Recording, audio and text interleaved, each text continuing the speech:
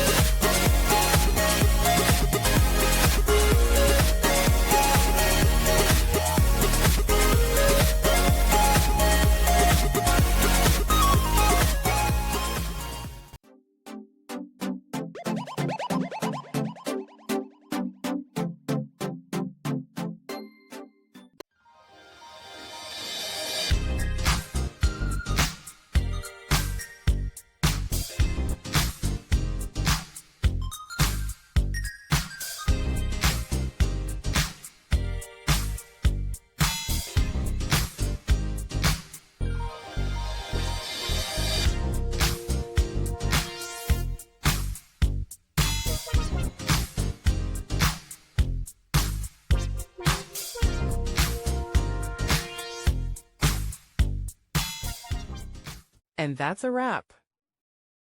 I hope you found the answer you were looking for.